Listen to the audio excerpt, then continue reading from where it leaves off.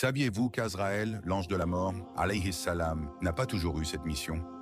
Avant de devenir celui qui sépare les âmes des corps, il était un ange parmi les anges, un serviteur obéissant d'Allah, voué à l'adoration et à l'exécution des ordres divins.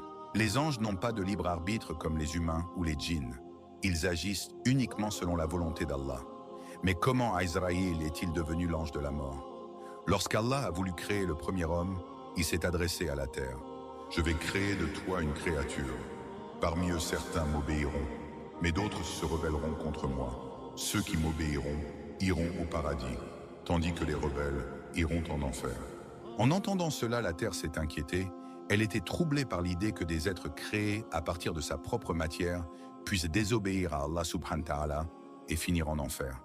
À la suite de cette annonce, Allah ordonna à ses archanges de ramasser de la terre de différentes couleurs et textures pour façonner le premier homme. Allah a d'abord envoyé Jibril alayhi salam, l'ange de la révélation, qui descendit sur terre et demanda « Ô terre, je viens au nom d'Allah pour prendre un peu de toi afin de créer Adam. » Mais la terre a répondu « Non, je ne peux pas te laisser faire.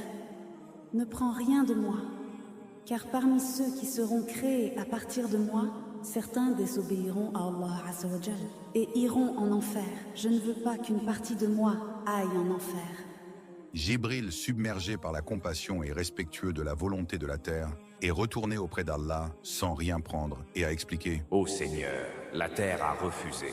Elle craint que l'homme ne fasse du mal. » Allah a alors envoyé Mikaïl alayhi salam, l'ange chargé de la pluie et de la distribution de la subsistance, qui descendit sur terre et demanda « Ô terre, je viens au nom d'Allah pour prendre un peu de toi afin de créer Adam. » Mais la terre a de nouveau refusé en suppliant Mikaïl, qui à son tour, submergé par la compassion, est retourné auprès d'Allah sans rien prendre. En troisième lieu, Allah Azza wa Jalla a envoyé Israfil, l'ange chargé de souffler dans la trompette. La terre l'a supplié lui aussi, submergé par la compassion. Israfil a été contraint de retourner auprès d'Allah sans rien prendre de terre. Allah envoya alors Azraël, qui descendit sur terre et déclara « Ô terre, je viens au nom d'Allah pour prendre un peu de toi afin de créer Adam. » La terre a tenté de refuser une fois de plus. Je cherche refuge auprès d'Allah contre toi, qui m'enlève quelque chose qui me rend mauvais. Mais Azraël, déterminé à accomplir la volonté divine, répondit « Moi aussi je cherche refuge auprès d'Allah, de ne pas accomplir son ordre. » Sans hésiter, Azraël parcourut la terre et collecta de la terre noire, blanche, rouge et jaune, symbolisant la diversité de l'humanité, et la rapporta à Allah. Et c'est de cette terre que Adam alayhi salam a été créé. Allah Azza wa Jalla a alors déclaré « Ô Israël, puisque tu as apporté la terre à partir de laquelle Adam a été créé, je te confie également la tâche de prendre la vie des descendants de Adam. » Sans hésitation, Azraël a répondu « Ô Seigneur, si tu m'ordonnes de le faire, je le ferai.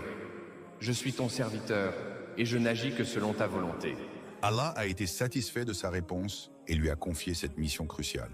Azraël est devenu l'ange de la mort, un rôle qu'il accomplit avec une obéissance et une soumission totale. Allah lui a donné une connaissance immense. L'ange de la mort sait où se trouve chaque être humain, quand et comment il mourra. Il voit chaque personne depuis sa naissance jusqu'à sa mort, mais il n'agit jamais de son propre chef. Chaque âme qu'il prend l'est sur l'ordre direct d'Allah. L'ange de la mort est assisté par des légions d'anges qui l'aident dans sa mission. Pour les croyants pieux, il vient avec douceur et compassion, accompagné d'anges radieux. Pour les autres, sa mission est plus difficile, mais toujours juste. Ce qui est fascinant, c'est que l'ange de la mort ne ressent ni haine ni joie en accomplissant sa tâche. Il est un serviteur obéissant, sa mission est noble, accomplissant la volonté divine avec une précision parfaite. Azraël, l'ange de la mort, est bien plus qu'un simple exécutant. Il est un rappel puissant que la mort est une réalité inévitable, mais aussi une transition vers l'au-delà. Sa mission nous enseigne l'importance de vivre une vie pieuse et de se préparer à rencontrer Allah. Alors, la prochaine fois que vous penserez à la mort, rappelez-vous, l'ange de la mort n'est pas là pour nous faire peur, mais pour nous rappeler que chaque instant compte. Si j'ai fait une erreur, je m'en excuse par avance. Allah sait mieux. Qu'Allah nous protège contre la mécréance, nous guide toujours sur le droit chemin et nous fasse miséricorde. Qu'Allah nous accorde une belle fin, nous fasse mourir en soumission et nous préserve de l'enfer. Dis Amin ou écris-le en commentaire.